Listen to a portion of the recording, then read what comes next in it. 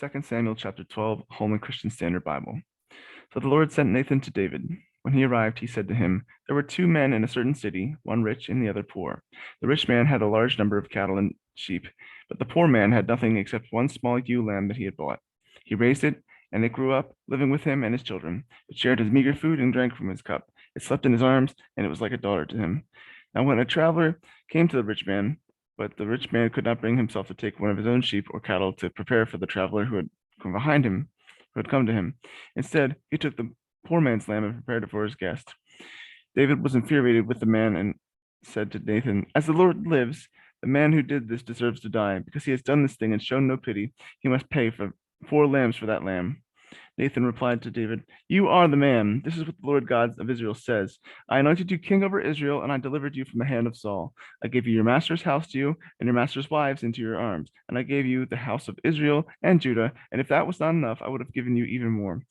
Why then have you despised the command of the Lord by doing what I consider evil? You struck down Uriah the Hittite with a sword and took his wife as your own wife. You murdered him with the Ammonite sword. Now, therefore, the sword will never leave your house because you despised me and took the wife of Uriah the Hittite to be your own wife. This is what the Lord says. I'm going to bring disaster on you from your own family.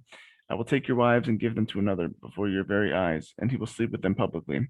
You acted in secret, but I will do before Israel in broad daylight. David responded to Nathan, I have sinned against the Lord. Then Nathan replied to David, The Lord has taken away your sin. You will not die. However, because you treated the Lord with such contempt in this matter, the son born to you will die. Then Nathan went home. The Lord struck the baby that Uriah's wife had born to David, and it became ill. David pleaded with the Lord for the boy. He fasted, went home, and spent the night lying on the ground. The elders of his house stood beside him to get him up from the ground, but he was unwilling and would not eat anything with them. On the 7th day, the baby died. But David's servants were afraid to tell him the baby was dead. They said, Look, while the baby was alive, we spoke to him, and he wouldn't listen to us. So how can we tell him the baby is dead? He may do something desperate. When David saw that his servants were whispering to each other, he guessed that the baby was dead. So he asked his servants, Is the baby dead? He is dead, they replied. Then David got up from the ground. He washed, anointed himself, changed his clothes, and went into the Lord's house and worshipped. Then he went home and requested something to eat. So they served him food, and he ate. His servants asked him, What did you just do? While the baby was alive, you fasted and wept. When he died, you got up and ate food. He answered, When the baby was alive, I fasted and wept because I thought, Who knows? The Lord may be gracious to me and let him live. But now that he is dead, why should I fast? Can I bring him back again? I'll go to him, but he will never return to me. Then David comforted his wife Bathsheba. He went and slept with her. She gave birth to a son named him Solomon. The Lord loved him, and he sent a message through Nathan the prophet, who named him Jedediah, because of the Lord. Joab fought against the Rabbah of the Ammonites and captured the royal fortress.